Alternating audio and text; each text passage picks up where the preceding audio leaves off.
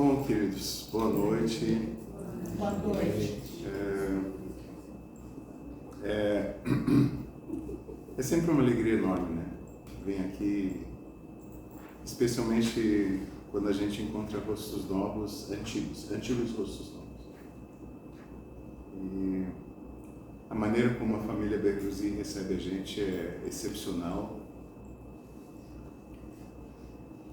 E a gente sabe, todas as reuniões onde as pessoas se reúnem com boa vontade, carinho, é uma reunião do reino. Quantos somos aqui hoje? 25. 25. Então veja. Era para ser 35. Era para ser 35. É que a gente falou com uns 10 dizendo, olha, não vai ter comida que chega. Daí eles desistiram. Ontem a Sônia veio aqui. Ah, que bom. Chegou ontem. Cadê os carros? Falei, amanhã. Veio um dia antes. Isso é fome. Isso é fome. Mas realmente, se a gente pensa, nosso Senhor Jesus disse que onde 2 se reunirem em meu nome, Ele estaria ali, né? Então imagina 25 reunidos. Está Ele, todos os profetas e os santos ao redor da gente e no nosso coração.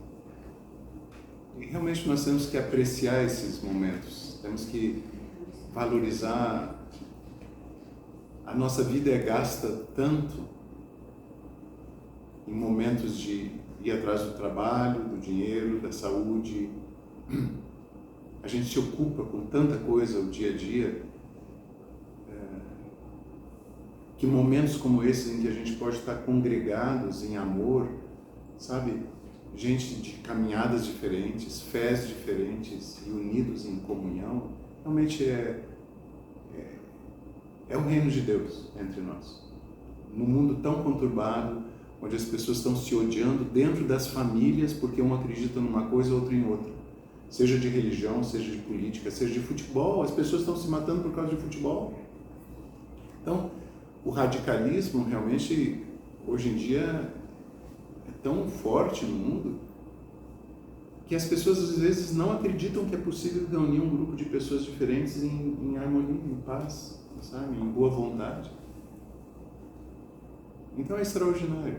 Realmente nós temos que ser muito gratos de sermos convidados, fazer de ano, de ser convidados e poder estar aqui com vocês.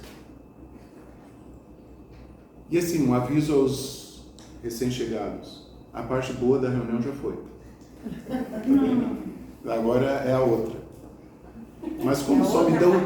É a outra parte. Não é a outra parte. Como só me dão comida se eu falo, é assim que funciona. É pavloviano, entendeu? Ela diz, olha, vamos servir jantar, então tu falas. Eu digo, tá bom, então eu falo. Facinho. Mas quem me conhece sabe o quanto eu sou introspectivo, o quanto eu sou enclausurado. O meu lugar é o monastério, o meu lugar é a cela do monge, é a caverna do eremita. E Deus tem no seu departamento celestial um lugar onde Ele anota tudo que a gente não gosta. E depois Ele manda pra gente. Então, sabendo o quanto eu sempre detestei estar no palco, Deus me deu palco. A minha vida inteira foi dando palestra. Em aula, em universidade, em Manaus foi a experiência mais extraordinária. 3 palestras para 7.000 professores. 7.000 professores. E na última palestra faltou luz. Agora, o que tu faz na frente de 7.000 professores sem microfone? Eu fiz mímica. Daí riram que se mataram e eu fui embora. Mas é assim, por outro lado, o fato de poder falar sobre as coisas do reino de Deus dá uma alegria, um júbilo, um agradecimento tão extraordinário que realmente, se me disserem que vão oferecer só pão e água, eu atravesso o mundo para falar sobre isso. E eu sei que todos nós aqui também atravessaríamos o mundo, só para falar sobre isso. E é por isso que vocês estão aqui. Então a gente tem que ser muito grato, muito grato, muito grato todos os dias muito grato. E hoje o tema é um tema muito especial que Faisei e Jahangir escolheram, que é essa questão da regra áurea. A gente já falou de muitas coisas, a caminhada aqui já foi de muitas vezes, muitos anos, né? Basicamente, o objetivo é nós nos reunirmos para estudar os mistérios do reino de Deus, digamos assim. Especialmente relacionados à Bíblia.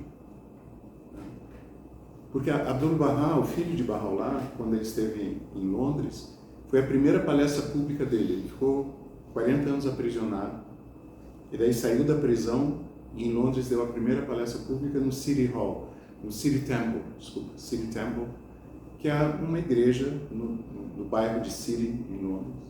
E daí na Bíblia do templo, ele escreveu algumas palavras. E ele escreveu, em verdade, este é o livro de Deus, a Bíblia da salvação. Ao mesmo tempo, o mistério e a luz do reino. Entre outras coisas bonitas. É muito interessante isso, dizer que a Bíblia é ao mesmo tempo o mistério e a luz. Por quê? Porque tem muitas coisas dentro da revelação de Nosso Senhor Jesus que são misteriosas. Mas a própria Bíblia lança luz sobre esses mistérios. Só que, em geral, quem revela isso são os profetas. Então, nem os teólogos, durante 2000 anos, os teólogos cristãos não conseguiram desvendar um monte de coisas que depois o profeta Muhammad aclarou, depois o profeta Bab aclarou, e depois Bahá'u'lláh revelou. Então, 3 profetas de Deus, depois de Jesus, já trouxeram um monte de luzes e entendimentos que os teólogos cristãos não alcançaram. Porque o homem não alcança as coisas de Deus. Se Deus não ilumina, se Deus não dá esclarecimento, o homem, por mais erudito que seja, ele não alcança o entendimento. E pelo contrário, a história das religiões mostra que os mais humildes entendem antes dos eruditos. Pedro era analfabeto. E foi a pedra sobre a qual Jesus ergueu a igreja. Porque ele foi capaz de reconhecer: tu és o Filho de Deus entre os homens. Os eruditos de Israel crucificaram Jesus. Anás, Caifás eram os mais eruditos de Israel e levaram Nosso Senhor Jesus para a cruz. Então isso é um alerta para os homens. O conhecimento divino, ele não passa pelo intelecto, ele passa pelo coração. Se o intelecto se junta ao coração, então tudo é luz. Mas só o intelecto leva à perdição. Leva à perdição. Então, se nós estamos podendo falar sobre essas coisas, realmente é uma bênção enorme. A caminhada foi longa, a gente passou sobre muitas coisas, falamos sobre amor. Um encontro só foi sobre amor, que é o maior mandamento: amar a Deus sobre todas as coisas e ao próximo como a ti mesmo. A maior lei de Deus realmente é amor. Todo o resto decorre do amor. São João, na sua primeira epístola, maravilhosa, no 4º capítulo, ele diz: quem não ama não conhece a Deus, porque Deus é amor. Quem não ama não conhece a Deus, porque Deus é amor. E as palavras de Jesus são extremamente fortes, de advertência para aqueles que acham que estão salvos, mas não amam. Cheio de advertências. E hoje nós vamos enfatizar essa advertência. Quem acha que está salvo, mas está perdido, porque não ama.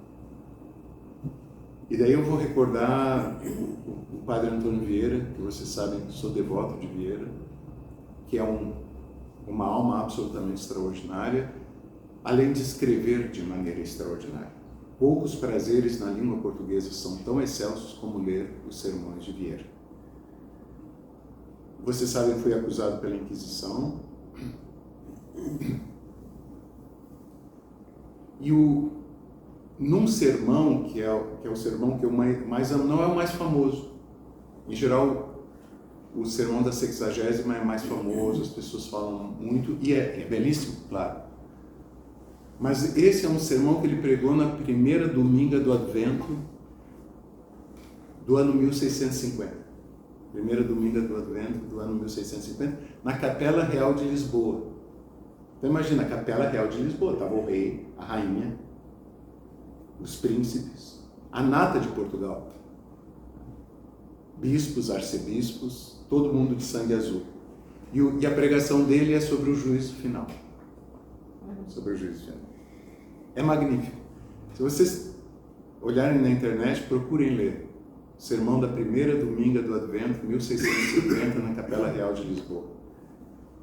É longo, todos os sermões de Vieira são longos, né? Belíssimos de serem lidos, mas o argumento central dele é absolutamente extraordinário. E não é da cabeça dele, são palavras de Jesus no Evangelho de Mateus, capítulo 7 e capítulo 8. Jesus adverte, ele diz: nem todo aquele que diz Senhor, Senhor será salvo. Né, dona Luiz? Nem todo aquele que diz Senhor, Senhor será salvo, mas aquele que obedece à vontade do meu Pai será salvo. Isso já é em si só uma advertência fortíssima. Porque ele segue dizendo: e eles dirão, mas Senhor, expulsamos os demônios em teu nome, curamos em teu nome. E eu lhes direi: apartai-vos de mim, ó vós perpetradores de iniquidades, não vos conheço. Muito forte. E no capítulo 8, ele diz mais ou menos a mesma coisa. Ele diz: muitos virão do Oriente e do Ocidente e se sentarão na mesa de banquete de Abraão, Isaque e Jacó. E os filhos do reino serão expulsos para as trevas exteriores, onde haverá pranto e ranger de dentes. Os filhos do reino serão expulsos. Nem todo aquele que diz Senhor, Senhor será salvo, mas quem faz a vontade do meu Pai será salvo. Qual é a vontade do Pai? Amor. Algumas pessoas acham que só crer em nosso Senhor Jesus já basta, já é salvação. Ah, não, basta crer que Jesus é teu Salvador pessoal, está salvo. Não é o que a Bíblia diz e não é o que Jesus diz. E esse é um ponto fundamental. E é basicamente em cima disso que nós vamos ler os textos hoje. A seleção de hoje é a regra áurea em todas as religiões mundiais. Qual é a regra áurea? Trata o outro como gostaria de ser tratado. Hoje lá na Jaguar, um dos diretores da Jaguar, o seu José Baldasso, uma pessoa maravilhosa, de coração maravilhoso, 63 anos. Estávamos conversando, ele não conhecia a Fé Bahá'í,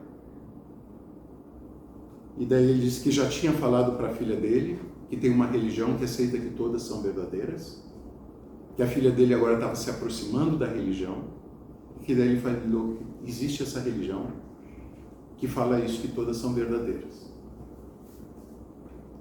E daí ele disse: pois é, Luiz, porque para mim, religião é tratar o outro como gostaria de ser tratado. Eu disse: é isso, pronto. É isso. Religião é tratar o outro como gostaria de ser tratado. É isso. E é isso que nós vamos ler hoje à noite. Mas antes da leitura, que é a parte central, né, eu acho que esse raciocínio de Vieira e esse alerta de Jesus é fundamental. Então o Vieira diz para a sua audiência seleta, né? Ele diz: quando vier o Senhor para julgar as nações, como é que vai ser o juízo? E daí ele diz, claro, não nas palavras dele, estou só fazendo referência, ele diz: não vai ser uma bagunça. Ele diz: Deus vai julgar os homens por estamentos, por estados. E vai começar por quem? Pelos santos padres. Primeiros a serem julgados serão os papas. Daí a gente já pode imaginar as damas portuguesas se abadando e passando mal. Como assim julgar os papas? E daí o Vieira diz: por certo, a grande maioria dos santos padres vai para o céu, mas alguns vão para o inferno. E depois ele fala dos reis que vão para o inferno e todos os outros que vão para o inferno. E daí uma das frases mais lapidares, mais lindas, mais pungentes, mais verdadeiras que já se escreveu em qualquer língua, e graças a Deus se escreveu na língua portuguesa. Ele diz: porque nesse mundo somos filhos de nossos pais, mas na vida eterna seremos filhos de nossas obras. Pá! Pá! Daí o sangue azul de todos que estavam ali deve ter ficado amarelo. Nesse mundo somos filhos de nossos pais, mas na ressurreição seremos filhos de nossas obras. Então, é admirável que uma pessoa pense que a fé em nosso Senhor Jesus, ou a fé no profeta Muhammad, ou a fé em Buda, ou a fé em Baha'u'lláh, é admirável que uma pessoa pense que essa fé traz a salvação. E traz, mas só a fé não basta. Só a fé não traz salvação. Embora muitas pessoas, de uma maneira arrogante, digam isso. E em muitos púlpitos, essa falsa verdade é pregada, para que muitas pessoas já se sintam salvas só de ter fé. Não tem que fazer nada mais. Só tem fé. Não é o que diz a Bíblia e não é o que diz Jesus. Então, antes de ler os textos, é isso que eu queria explorar com vocês. Então, Vieira, somos filhos de nossas obras na ressurreição. E daí ele segue falando de cada estamento e chega aos seus pares, aos outros sacerdotes. E é magnífico, porque ele diz assim: ir ao inferno, pelo caminho do inferno, é tristíssimo, mas é natural. Que o assassino, que o traidor, que o mentiroso, que o ladrão vá parar nos fogos infernais é a paga do que fizeram. É tristíssimo, mas é natural. E daí ele introduz esse conceito maravilhoso. Ele diz: mas ir ao inferno pelo caminho do céu é a maior das desventuras. Esse conceito, ir ao inferno pelo caminho do céu, é brilhante. Ele diz: o assassino, o malvado, o malfeitor, o mentiroso, o traidor vai arder no inferno. Mas aquele dedicado a jejuns, a penitências, a orações, a entrega da sua vontade a uma vontade maior, vai parar no mesmo lugar? Ele diz: triste fim ao nosso se não nos salvamos. Incrível, incrível, incrível. Todos os profetas fizeram observações sobre isso. Baha'u'lláh é extremamente enfático sobre isso. O que salva os homens não é apenas a fé, mas a prática de boas obras por causa da fé.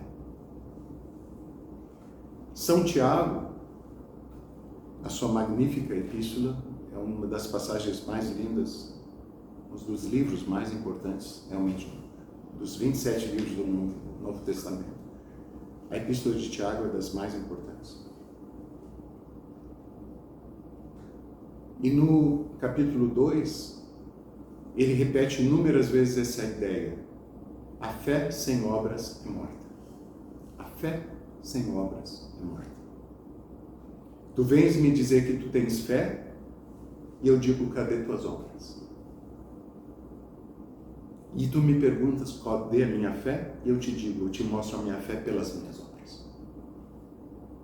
E repete inúmeras vezes: assim como o corpo sem espírito é morto, a fé sem obras é morta.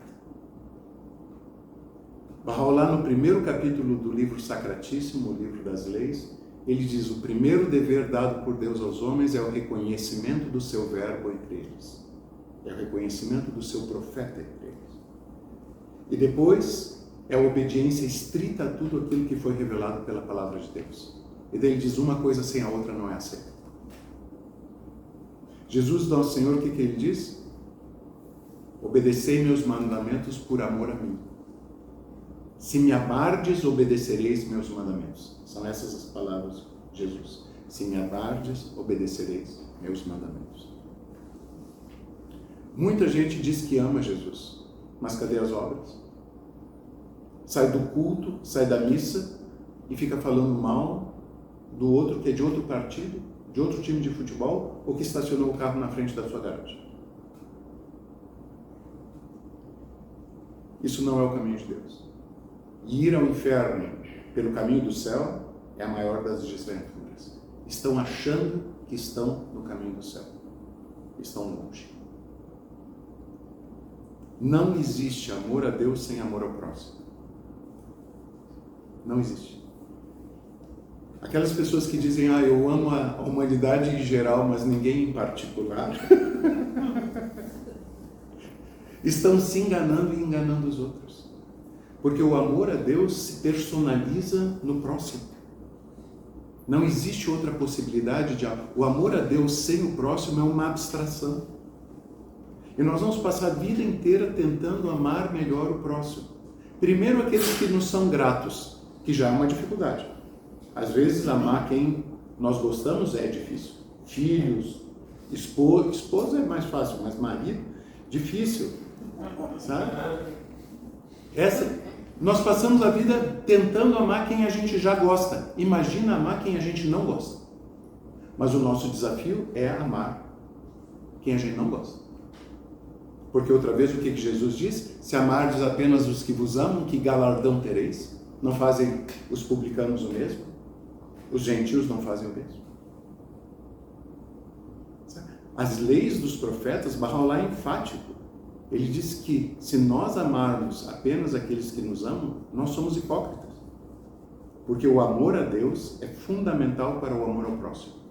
Nós não conseguimos sair do egocentrismo natural da alma humana, a não ser por um poder espiritual. E esse poder espiritual é a palavra de Deus. Então, amor ao próximo é vital, porque essa é a obra suprema. Isso podia ser só uma ideia bacana de São Tiago.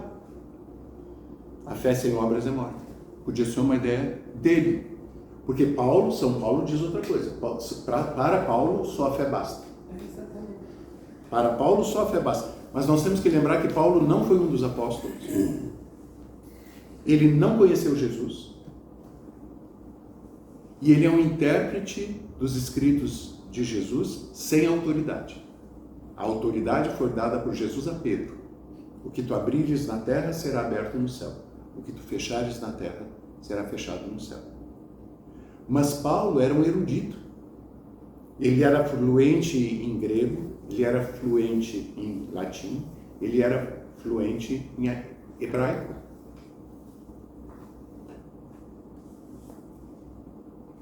Ele era um fariseu. Os fariseus eram os mais eruditos entre os judeus. E ele se converteu, maravilhoso, mas não deixou de ser um fariseu. E a interpretação que ele faz das Escrituras, muitas vezes é oposta a Pedro. E os teólogos, isso não é eu que estou dizendo, os teólogos cristãos sabem disso, isso é estudado há séculos.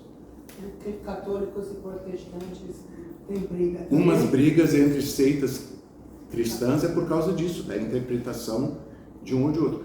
Só que sempre temos que lembrar, Paulo não recebeu a autoridade da aliança, da interpretação. É um santo. Eu amo São Paulo profundamente. E às vezes pode parecer que não, porque faço essa ressalva. Mas nem todo mundo que a gente ama, a gente tem que aceitar tudo que diz. Especialmente quando é a esposa. A gente ama, mas não tem que aceitar tudo que diz, não é, Claudinei? Pronto, concordou. É assim. O contrário também é verdadeiro, não amamos marido, né? Sim. Do marido o problema é mais grave, né? Mas isso a gente trata em outra ocasião. Porque eu não sei se tem solução. Maridos eu não sei se tem solução. Mas então, Paulo é extraordinário. Sabe, por exemplo, uma das coisas que eu mais amo de Paulo, tudo é extraordinário, realmente, dele. Tirando alguns senões teológicos, de interpretação do significado dele. Porque Paulo, por ser um fariseu, ele é literalista. Ele interpreta tudo ao pé da letra. O que dentro da Escritura geralmente é metafórico, simbólico, ele interpreta ao pé da letra, porque os fariseus eram assim. Por isso que os fariseus rejeitaram Jesus. Porque as profecias hebraicas diziam claramente como é que viria o Messias. Dizia que ia vir de um lugar desconhecido. Dizia que ia sentar no trono de Davi. Dizia que ia vir com um grande exército. Que ia vir com a espada. E de repente vem Jesus e diz, cadê? Cadê o exército? Cadê a espada? Cadê o trono de Davi? Cadê o lugar desconhecido? Ele vem de Nazaré e nós sabemos que nada bom vem de Nazaré. eles diziam na época, Nazaré não era muito... Ixi. Depois tu corta isso. O corte do sal. O corte do sal. Não, me livra, pelo amor de Deus. Um dia eu vou para Carapicuíba e me matam. Vai ficar famoso. Mas é piada de paulistano, entendeu? É piada de paulistano. Vai perder a piada, perde o amigo, mas não perde a piada. Mas então diziam que nada de bom vinha de Nazaré. Então nada se cumpriu. Cadê o exército? Cadê a espada? Cadê o trono de Davi? Cadê o lugar desconhecido? Não entenderam que era tudo simbólico? O lugar desconhecido. Tá bem? O corpo de Jesus veio de Nazaré, mas de onde veio o Espírito Santo que habitava nele? Quem conhece? Quem sabe de que alturas misteriosas vem o Espírito Santo? As sagradas altitudes do Deus Todo-Poderoso? Ele mesmo disse várias vezes, eu desci do céu não para fazer minha vontade, mas a vontade daquele que me enviou. Inúmeras vezes. Pega o capítulo 6 de São João todo, Jesus repetindo que desceu do céu. Quando a gente sabe que o corpo dele não desceu do céu. Então ele está se referindo ao Espírito que habitava nele. E de novo, o céu não é o céu. Porque ele diz que desceu do céu e não desceu do céu. Então, ou céu é simbólico, ou Jesus é louco, ou Jesus é mentiroso. Só tem 3 possibilidades. O céu é simbólico, porque ele não é mentiroso nem louco. Então, o céu que todo mundo fica achando que ele subiu, também é simbólico. Só que as pessoas pegam ao pé da letra. Ah não, o corpo de Jesus ressurrecto subiu ao céu. Eu pedi para ela fazer isso para distrair um pouquinho a gente. Obrigado, Dina. Perde o amigo, mas não perde a piada. Então veja, isso é outra coisa que a gente estudou. Nós passamos vários encontros estudando os símbolos da Bíblia. E talvez o primeiro e mais evidente é essa coisa do céu. Jesus claramente diz, eu sou o pão que desceu do céu. Quem comer desse pão jamais terá fome. Eu desci do céu não para fazer a minha vontade, mas a vontade daquele que me enviou, do Pai que me enviou. E daí as Escrituras dizem que ele subiu ao céu. Mas ele diz que desceu do céu e não desceu do céu. E daí, no Evangelho de João de novo, mas não no capítulo 6, é um versículo que está deslocado, porque fala de céu no capítulo 3. Em geral, o capítulo 3 todo do Evangelho de João está falando de nascer de novo. Quem não nascer de novo não verá o reino dos céus. Só que incrustado no capítulo 3, no versículo 13, Jesus fala de céu de novo, que deveria estar no capítulo 6. Deslocado. E nesse João 3,13, Jesus diz, só subiu ao céu o que desceu do céu, o Filho do homem que está no céu. Como assim? Como assim? Ele não estava no céu, mas ele diz o Filho do homem que está no céu. Então o céu é simbólico. E mais, ele diz só sobe ao céu o que desce do céu. Ele diz que desceu do céu. O que desceu do céu? Não foi o corpo. Então se o corpo não desceu do céu, o corpo não subiu ao céu. Jesus. Pronto. Então, vejam, aquilo que Abdul Bahá diz, a Bíblia é o mistério do reino e sua luz. É só juntar as coisas que estão dentro da própria Bíblia. Mas, em geral, os teólogos não fazem isso. Quem faz isso são os profetas. E isso foi esclarecido pelo profeta Muhammad, foi esclarecido pelo Bab, foi esclarecido em detalhes por Bahá'u'lláh, numa obra magnífica, se vocês puderem ler e estudar, o Livro da Certeza.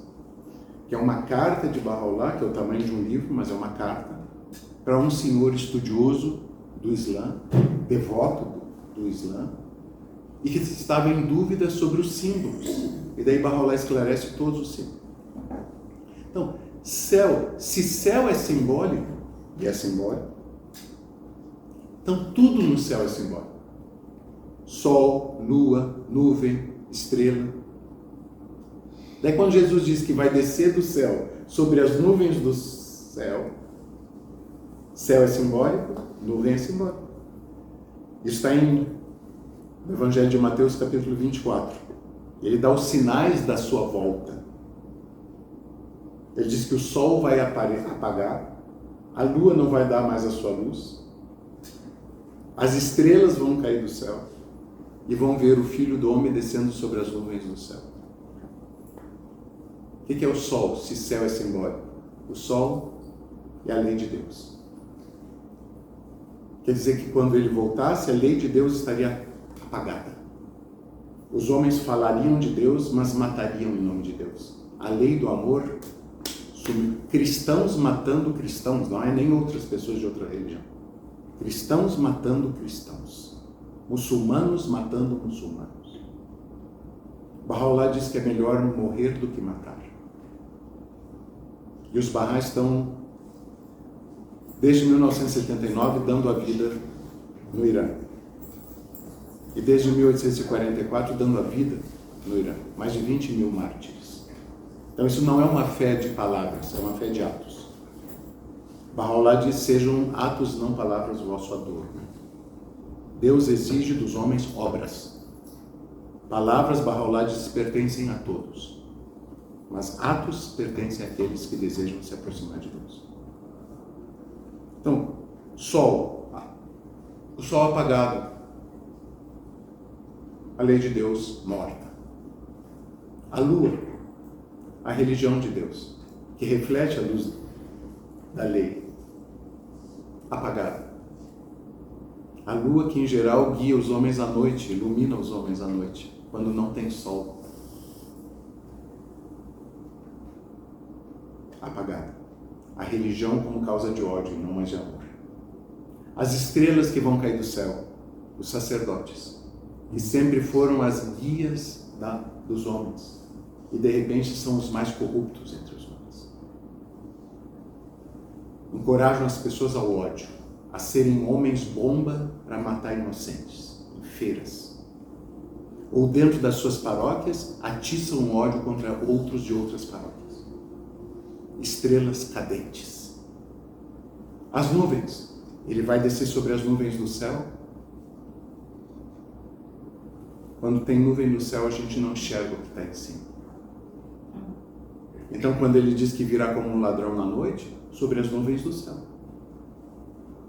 Ah, mas diz todo olho o verá. Qual olho? O olho da carne? Com certeza não, porque tudo é simbólico. Céu é simbólico, sol é simbólico, lua é simbólico, estrela é simbólica, nuvem é simbólica, o olho é simbólico. Por isso, quando Jesus pregava, o que ele dizia? Quem tem olhos, veja.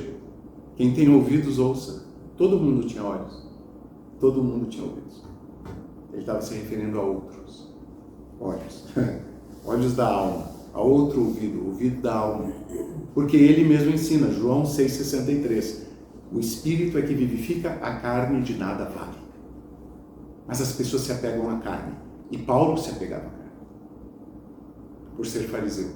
Convertido, transformado, renovado, sem dúvida alguma. Mas as brigas entre ele e Pedro estão registradas nos Atos dos Apóstolos. Em inúmeras cartas de Paulo, ele mostra que ele não podia sair para ensinar a fé junto com Pedro. As divergências deles eram homéricas. Só que Pedro tinha recebido a autoridade da aliança, Paulo não. Então essa interpretação de que só a fé salva não é o ensinamento verdadeiro. E isso tem feito a cristandade se afastar de nosso Senhor Jesus, se afastar do amor de Jesus. E pior, rejeitar os outros profetas que vieram, matá-los, persegui-los, difamá-los. Não é o que Deus quer. Então, voltando a Jesus e ao que nós vamos ler daqui a pouco. Então, se Tiago diz que a fé sem obras é morta, podia ser só uma ideia de Tiago, como podia ser só uma ideia de Paulo. Mas não, são palavras de Jesus. Se vocês pegam o Evangelho de Mateus, capítulo 25, Jesus fala sobre... Tem vários segmentos dentro do capítulo 25, mas o importante, mais importante dos segmentos, é sobre o juízo final. E daí o que Jesus diz? Que quando vier o Senhor para julgar entre as nações, Ele vai colocar à sua direita os salvos. e vai colocar à sua esquerda os perdidos. A uns vai levar aos céus, aos outros vai conduzir para o inferno eterno. Ele diz que esse Senhor, fazendo esse julgamento, vai ser como um pastor que separa as ovelhas dos cabritos. E daí ele vai dizer aos salvos: vinde e recebei aquele reino que vos foi preparado desde tempos imemoriais. Porque eu tive sede e me deste de beber. Eu tive fome e me deste de comer. Eu estava nu e me vestistes. Eu estava doente e me tratastes. Eu estava sem teto e me abrigastes. Eu era um estrangeiro e me visitastes. Maravilhoso. Só que então, Jesus diz, os eleitos vão dizer: mas Senhor, quando foi que tu tivesse sede e nós te demos de beber? Quando foi que tu tiveste fome e nós te demos de comer? Quando foi que tu estavas enfermo e nós cuidamos de ti? Quando foi que tu não tinhas teto e nós te abrigamos? Quando foi que tu estavas desnudo e nós te vestimos? Quando foi que tu eras um estrangeiro e nós te acolhemos? E daí o juiz vai dizer a eles: cada vez que fizestes isso por um desses pequeninos, por mim fizestes. Pronto, a salvação não é fé, é obras. São os 6 atos da salvação. E quem fez isso por cada um dos pequeninos, fez por Deus. Porque o amor a Deus sem o amor ao próximo é uma abstração que leva ao inferno pelo caminho do céu. E isso que nós vamos ler é a demonstração disso. Todos os profetas ensinaram como lei máxima tratar o outro como gostaria de ser tratado. Essa é chamada regra de ouro, a regra áurea. Tem em todas as religiões mundiais. E muitos anos atrás, sei lá, 40 anos atrás, 30 anos atrás, eu tive a oportunidade de fazer essa pequena compilação, tem me acompanhado a vida toda. Essas palavras são sagradas. Vamos começar com a citação do cristianismo, de Jesus mesmo, porque ela vai nos abrir a porta para a leitura dos demais. Quem é que quer ler? Posso ler? Tudo aquilo, portanto, que quereis que os homens... Só um pouquinho. Começa de novo, só um pouquinho. Deixa ela ler. Tudo aquilo, portanto, que quereis que os homens vos façam, fazei-o vós a eles. Pois isto é a lei e os profetas. Mateus 7. Mateus 7, 12. Tudo aquilo que quereis que os homens vos façam, fazei-o vós a eles, porque isso é a lei e os profetas. Vejam, quantas vezes quando eu conhecia a fé Bahá'í, eu morria de medo que Bahá'u'lláh fosse um falso profeta. Porque Jesus, nosso Senhor, advertiu contra os falsos profetas. Diz que enganariam a muitos, porque fariam grandes obras, grandes efeitos, grandes sinais, e que, se possível, enganariam os próprios eleitos. Eu morria de medo. Eu venho de uma matriz complexa: metodistas, luteranos e católicos. A tal ponto era complexa, porque já ninguém diz, mas realmente eu tenho um pouco mais de 42 anos de idade. Eu sei que ninguém me dá mais de 41, né, Neide? Mas houve uma época em que o padre, nos interiores do Rio Grande do Sul, ele dizia que quando a gente andasse na calçada e passasse na frente de um templo protestante, a gente tinha que atravessar a rua para o outro lado. Não é, dona Lourdes? Veja, a esse ponto. E daí, imagina, minha mãe protestante, luterana, meu pai protestante, metodista, e eu escutando o padre dando esse sermão. Para onde que eu vou? Para onde é que eu vou? É exatamente, Marina, é exatamente para onde é que eu vou. Qual é a salvação? Quando eu conheci a fé, e Bahá'u'lláh diz, todos são frutos da mesma árvore. Todos são frutos da mesma árvore. Folhas do mesmo ramo. Pronto. Isso é diferente. Daí eu entendi o que a gente tem repetido em várias reuniões barrais. Bahá'u'lláh não veio trazer uma nova religião. Ele veio ensinar as religiões que todas são verdadeiras. Essa é a missão de Bahá'u'lláh. Ele deu a vida para isso. Esclarecer e trazer as leis de Deus que servem para hoje. Porque tem leis de Deus que eram para 2000 anos atrás. Jesus mudou leis. As leis sociais, elas são de acordo com a época. As leis sociais, divórcio, casamento, rituais, essas coisas, é que nem roupa. Para vir aqui ficar bonitinho, eu vou ter terno, porque o Saulo disse que vai filmar. Pronto. Entendeu? Em casa eu uso bermuda e regata. As leis são como a roupa, elas são adequadas às circunstâncias. Mudam as circunstâncias, mudam as leis. Os homens mudam as leis. Imagina se Deus não vai mudar, que é mais sábio que os homens. Mas, como os profetas mudam algumas leis nas quais as pessoas se apegam, por apego à letra, então eles dizem que está destruindo a lei de Deus. Quando Jesus mudou do sábado para o domingo, blasfêmia. Blasfêmia. Quando Jesus comia comida que não era kosher, blasfêmia. E daí qual é a resposta de Jesus? O que contamina o homem não é o que entra pela sua boca, mas o que sai da sua boca. Pronto. Mas quem era apegado à palavra, à letra, não entende o Espírito. Então veja, tudo aquilo que quereis que os homens vos façam, fazei-o vós a eles, porque isso é a lei e os profetas. Esse texto me salvou, porque nesse texto Jesus deixa claro como reconhecer os verdadeiros profetas. O verdadeiro profeta e a verdadeira lei de Deus diz: tudo aquilo que quereis que os homens vos façam, fazei-o vós a eles. O resto não importa.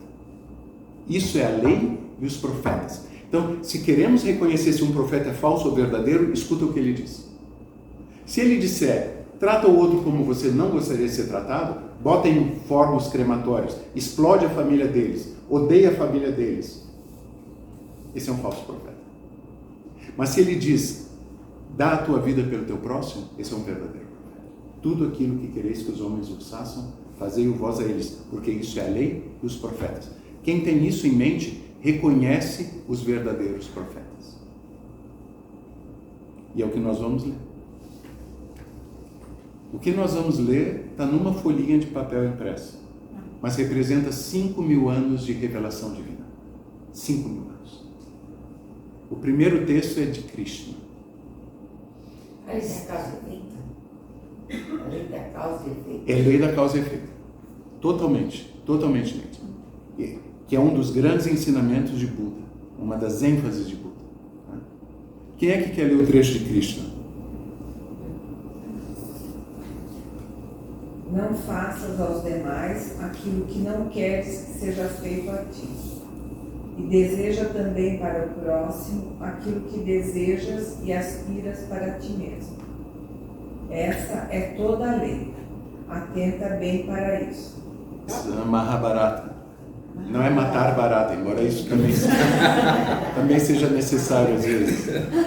Mas a Mahabharata é um dos grandes epopeias hindus, né? Um dos textos sagrados do hinduísmo. Então veja, o que Krishna está dizendo aqui? O que desejas para ti, deseja para o próximo. Essa é toda a lei. Atenta bem para isso. 5.000 anos antes de Jesus. E daí a gente pergunta, isso é válido só para os hindus? Isso é válido só para 5.000 anos atrás? Não. Pronto. É eterno. E se Krishna disse isso, então ele é um verdadeiro profeta. Porque Jesus disse, isso é a lei dos profetas. Pronto. Depois, nós temos Moisés, não é? O judaísmo, Moisés,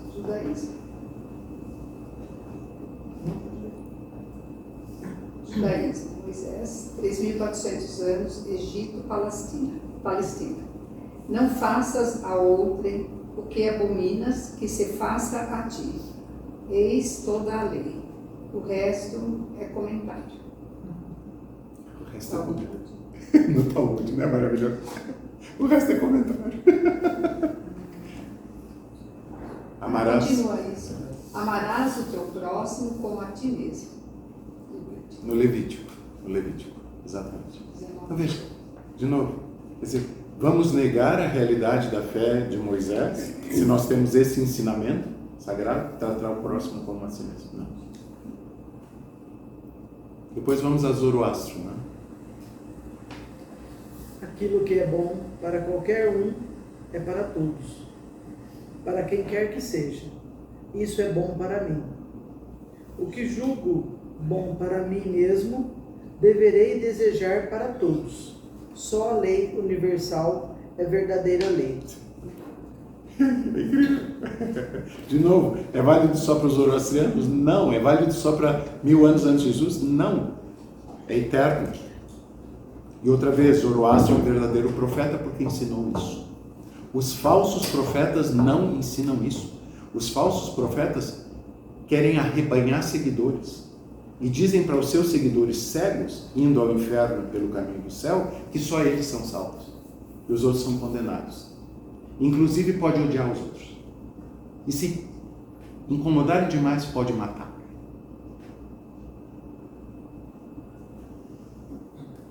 Budismo.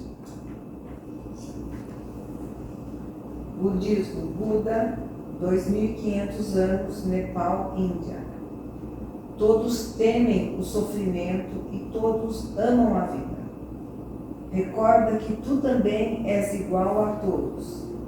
Faze de ti próprio a medida dos demais, e assim abstente de causar-lhes dor. Magnífico. Dhammapada.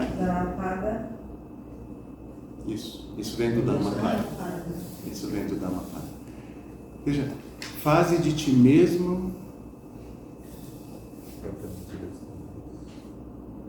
a avaliação daquilo que tu queres dar aos outros. Tu és o padrão. O que tu não queres para ti, não faz para os outros. Sabe, isso é 2500 anos antes de Kant. Quando Kant estabelece o imperativo categórico, ele diz que a lei moral universal é aquilo que tu desejas. Se isso puder ser transformado numa legislação universal, então é bom.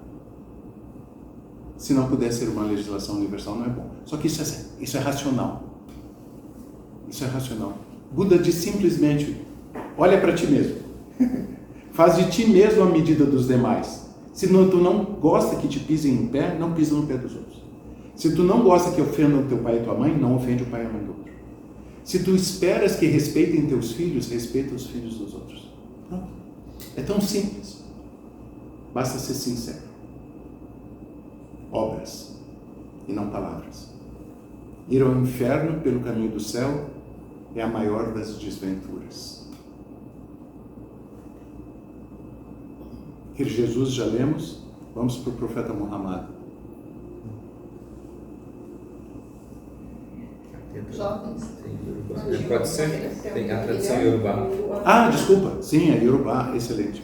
Então, a tradição Yorubá, há 1200 anos, na África. Sempre que alguém partir um galho na floresta, deve pensar como se sentiria se ele próprio fosse o galho que está sendo partido. É maravilhoso. É maravilhoso. É a regra áurea com uma pegada ecológica. A tradição Yorubá é a grande tradição que veio com os escravos para o Brasil. Né? É uma tradição ágrafa, ela não tem um livro sagrado. Tudo é transmitido por tradições, música, rituais magníficos. Sabe? E foi um dos momentos mais felizes que eu tive quando encontrei essa citação Yorubá, para botar junto com os textos tradicionais das religiões.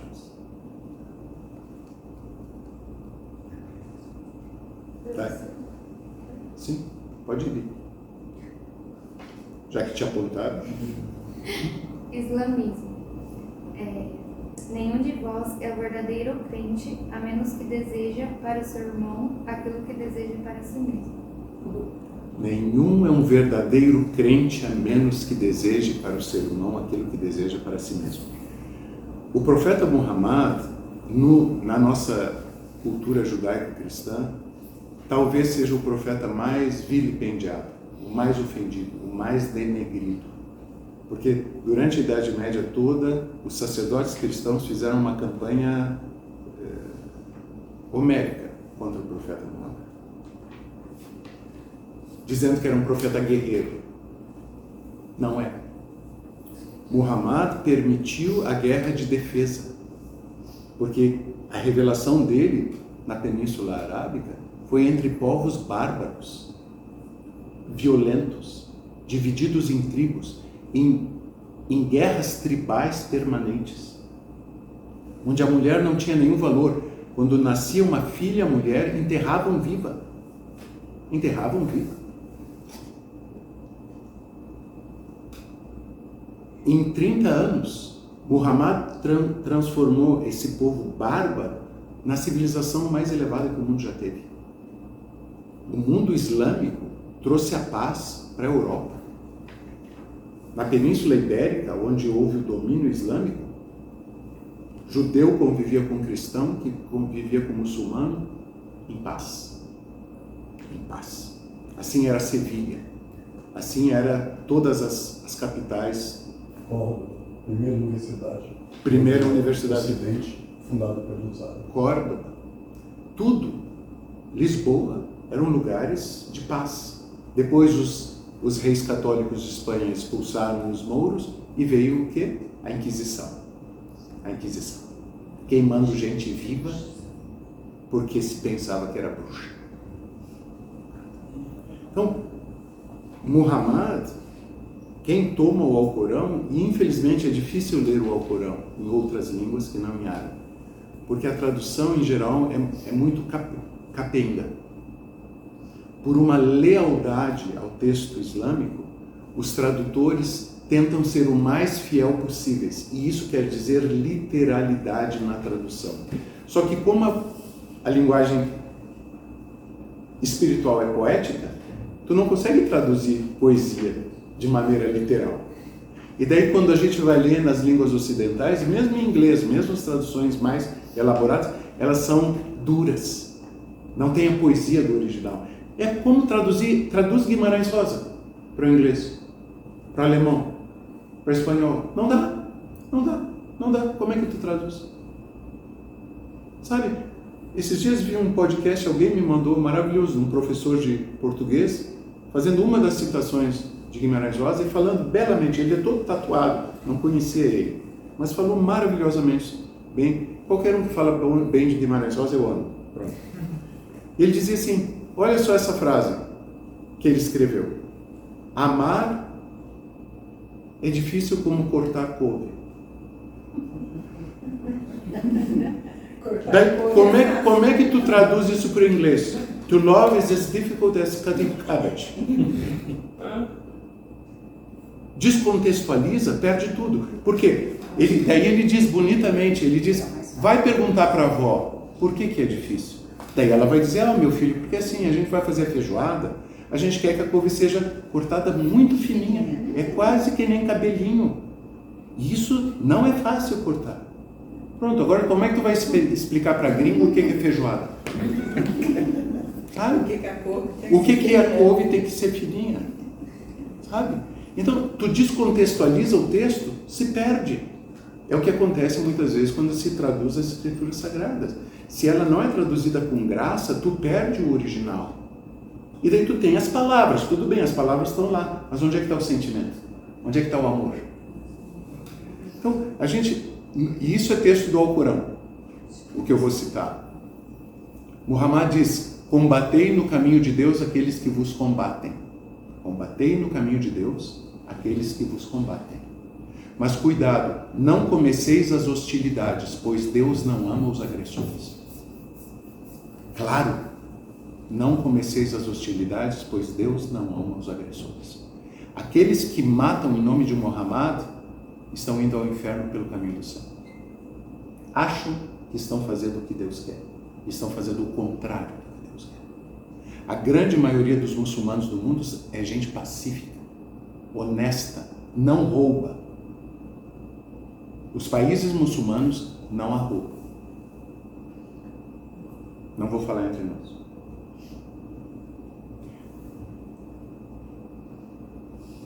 Então, os ensinamentos de Muhammad, na verdade, os ensinamentos do Alcorão, que criaram a civilização islâmica, foram os responsáveis pelo renascimento do cristianismo. 1000 anos na Idade das Trevas. Quando entraram em contato com o Islã, ascenderam. Os gregos clássicos, Platão, Sócrates, que o Alex conhece bem, foram traduzidos para o latim, não do grego, do árabe. Porque os árabes conheciam Platão e Sócrates, os europeus não. E depois dizem que esse homem era um guerreiro. Sim, ele permitiu a defesa. Porque se não permitisse a defesa, Deus manda ao mundo o seu verbo, transmite a sua palavra, cria o seu povo e depois deixa que todo mundo destrua ele. Por que Jesus não teve que falar sobre isso? O Império Romano estava segurando as pontas. Tinha legislação, tinha jurisprudência, tinha julgamento. Mas não foi a realidade de Moisés. Moisés, como Muhammad, se manifestou entre bárbaros. Se ele não permitisse a defesa e a guerra, nós vemos o Antigo Testamento todo cheio de guerra. Para entrar na Terra Santa teve que ter guerra. Davi só foi o primeiro rei de Israel porque foi um guerreiro vitorioso. Se ele não tivesse derrotado Golias, não era rei. Então, Deus permite, ou permitia, a guerra de defesa. Bahá'u'lláh proíbe até isso. A primeira manifestação de Bahá'u'lláh em 1863, quando ele proclama publicamente a sua missão, a primeira instrução dele é que a lei da Guerra Santa está abolida. Está abolida. Não se aceita mais nem a defesa. Se tiverem que morrer em nome de Deus, morram. Isso não quer dizer que uma pessoa individualmente não possa fazer defesa pessoal. Né? Não é que a gente foi chamado para ser saco de pancada da humanidade. Mas entrar em conflito é proibido. Bahá'u'lláh proíbe o conflito. Proíbe o conflito. Cuidado para não entrar em conflito com as pessoas. Quem disputa em vão com o seu semelhante é dos mais desprezíveis ante os olhos de Deus. Expressa a tua verdade. Se ela for aceita, bravo. Se não for aceita, não discute. Ora pela pessoa. Vai. Segue adiante, que nem o vento. O vento sopra por todas as partes, não para em nenhum. O vento não para só em cima das águas do Caribe. Ele sopra nos desertos também. E daí temos o texto de Bahá'í. Pronto.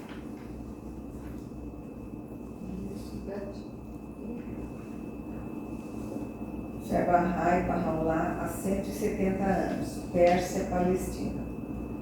Ó filho do homem, se teus olhos estiverem envolvidos para a justiça, escolhe tu para teu próximo o que para ti próprio escolhes. Bem-aventurado quem prefere seu irmão a si próprio. Tal homem figura entre o povo de Bahá. Epístolas de Bahá'u'lláh, Palavras do Paraíso. 3ª e 10ª Folhas do Paraíso. Acho que tem outra. Tem outra, sim. Não ponhais sobre nenhuma alma uma carga da qual vós não desejaríeis ser incumbidos. Nem desejeis para pessoa alguma as coisas que não desejaríeis para vós mesmos. É este meu melhor conselho a vós. Fosseis apenas observá-lo. Seleção dos escritos de Bahá'u'lláh. Pronto. 5.000 anos de história religiosa. Isso pega a essência, o que diz? A mesma coisa. Trata o outro como gostaria de ser tratado. Quando se foge disso, se foge de Deus. Quando se foge disso, se foge da salvação. Quando se foge disso, a fé é morta. Porque essa é a obra que Deus deseja. E de novo, não é apenas uma ideia teológica. É Jesus dizendo. E voltamos outra vez a Mateus 25, Porque primeiro falamos dos salvos, e daí Jesus disse: e então o Senhor, juiz, vai se voltar para os condenados e vai dizer: recebei agora a pena perpétua pelo mal que fizestes, porque eu tive sede e não me destes de beber.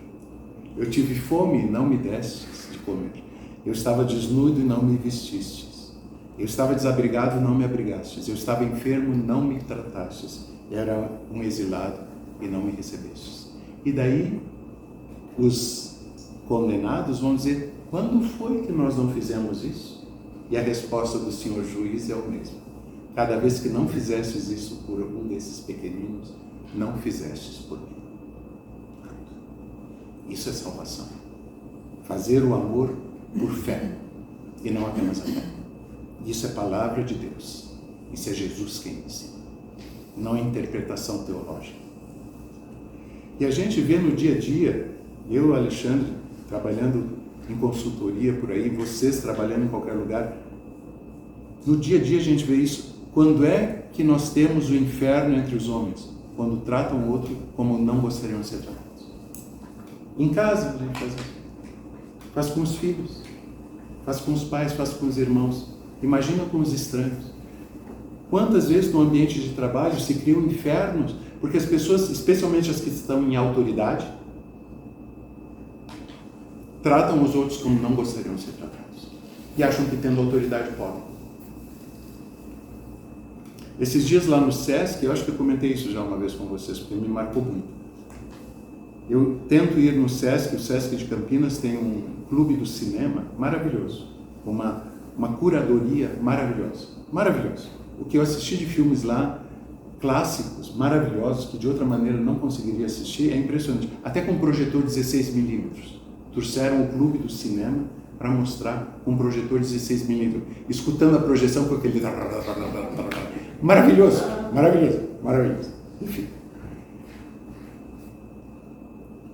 E tem que ir 1 hora antes para retirar os ingressos. Sempre sobra, não precisa se preocupar, sempre sobra. Mas eu fui, e a moça que recebe sempre, eu já a conhecia, tinha comprado coisas lá, já tinha ido outras vezes, evidentemente oprimida no telefone. E ela fez sinal para mim, para eu esperar um pouquinho, não tinha ninguém atrás, mas evidentemente sofridas. E escuta: sim, senhora, sim, senhora. Pronto, está levando uma boa carraspana. Ela terminou, ela pediu desculpas, desculpa, uma ligação importante. Eu disse para ela: é importante e dura, né? Ela disse: quem pode mais chora menos. Eu disse: querida, que frase triste. Que frase triste. Eu nunca tinha escutado antes. Quem pode mais chora menos. E assim o mundo vai, tratando os outros como não gostaria de ser tratado. E assim os homens criam guerra, criam perseguição, criam preconceito, criam inimizade e esquecem Deus e esquecem o amor. Bahá'u'lláh deu a vida para isso. Jesus deu a vida para isso. Buda deu a vida para isso. Muhammad deu a vida para isso. Só que a única diferença é que Bahá'u'lláh veio no século XIX. Os outros vieram há 2, 3 mil, 5 mil anos atrás. E Jesus prometeu que viriam verdadeiros profetas. E os homens rejeitaram todos. Por quê? Porque não olharam para a essência das coisas. Olharam para a matéria e não para o espírito. Sabe, quando a gente faz essas reuniões e estuda essas coisas, para que é? Para honrar todos eles. Para honrar a memória de todos eles. E especialmente a memória de Bahá'u'lláh, que poucos conhecem. Que poucos conhecem. Mas que veio trazer aquilo que Jesus prometeu. Veio trazer amor universal. Veio ensinar que a Terra é um só país e a humanidade seus cidadãos. Veio ensinar que todas as paróquias estão certas se estiverem unidas. Que todas as religiões vêm de Deus se amarem. Mas essa é a condição. Só vem de Deus aquilo que ama. Porque como São João diz, quem não ama não conhece a Deus. Porque Deus é amor. E nós temos na mão uma folhinha que prova isso. Diga, Jesus. tem uma reflexão aqui de Abdu'l-Bahá, um texto de Abdu'l-Bahá, que eu acho que tem tudo a ver com o que você apresentou hoje, que diz assim: feliz a alma que esquece seu próprio bem e, como os escolhidos de Deus, disputa com seus semelhantes no serviço ao bem de todos.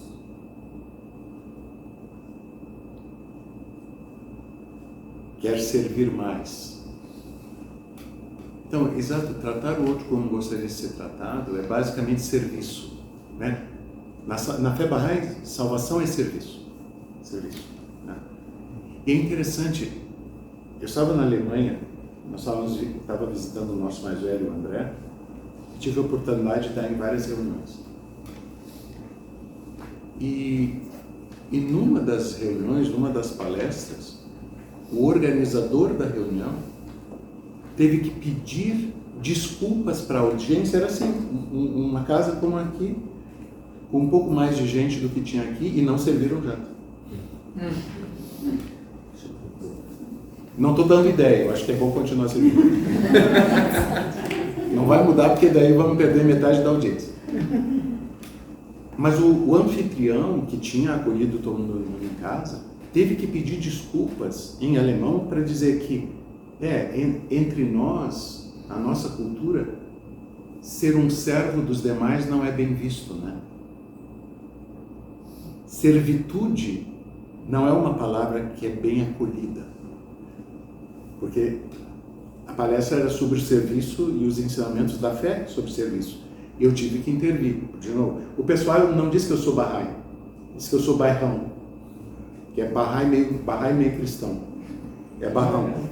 Fala metade da fé, metade do cristianismo, né? É barrão. Daí eu tive que defender, para dizer, isso não é uma ideia Bahá'í. O serviço ao próximo não é uma ideia Bahá'í. Bahá'u'lláh só levou isso ao globo. Porque todos os ensinamentos de Bahá'u'lláh são para o globo, são para o planeta inteiro, são para todas as religiões, para todas as raças, para todas as culturas. Esse é o diferencial da revelação de Bahá'u'lláh. O que antes era restrito, agora é universal. Pronto. Mas isso não é uma ideia cristã. Bahá'í. Daí citei para eles da Bíblia, mas para provar, tiveram que buscar a Bíblia e ler na Bíblia. Porque meu alemão também não é tão bom.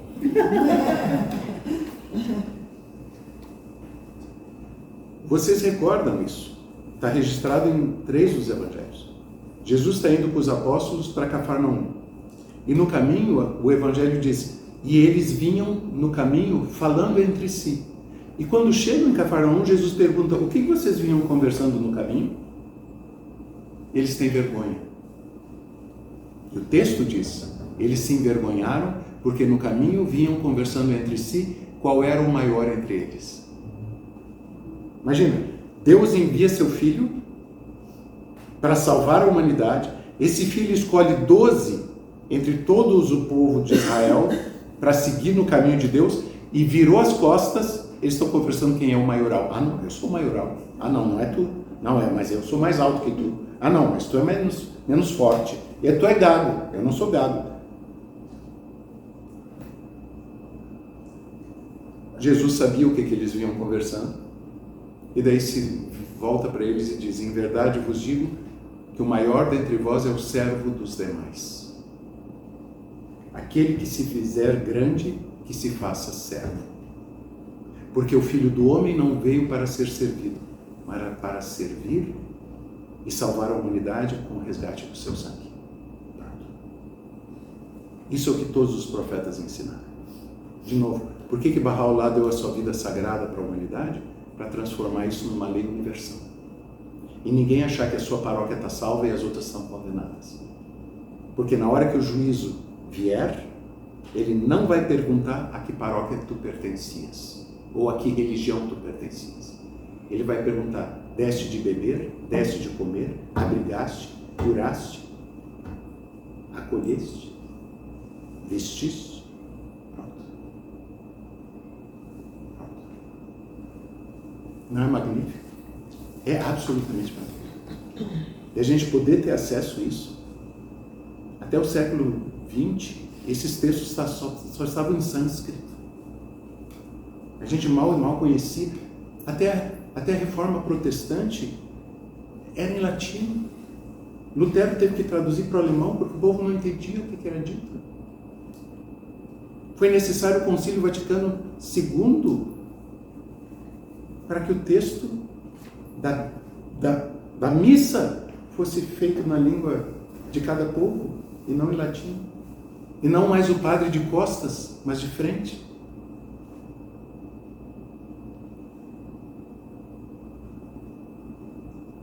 E 1844. É um marco para a humanidade inteira. Certo. Então é isso, queridos. Essa era a jornada de hoje de noite.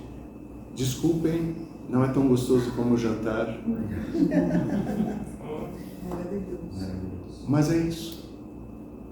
Luiz, e tem também um capítulo aí, não sei, capítulo XY, talvez da Bíblia, que diz que quem quer me servir, que sirva o próximo.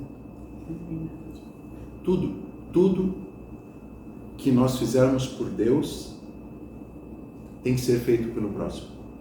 Barrolá diz, de uma das suas palavras ocultas, ele diz que sabei que o agrado de Deus é o agrado das suas criaturas. Quem quiser agradar a Deus, agrade as suas criaturas. Alex, tu há pouco falaste a citação de Madre Teresa. Isso, que foi muito próximo da sua fechamento inicial antes do jantar. E eu gosto de refletir sempre sobre ela, porque ela diz que nunca permita sair da presença de uma pessoa sem que ela se sinta melhor e mais feliz. Então, nunca sair da presença de uma pessoa sem que ela se sinta melhor e mais feliz. Esse é o caminho dos santos, sabe?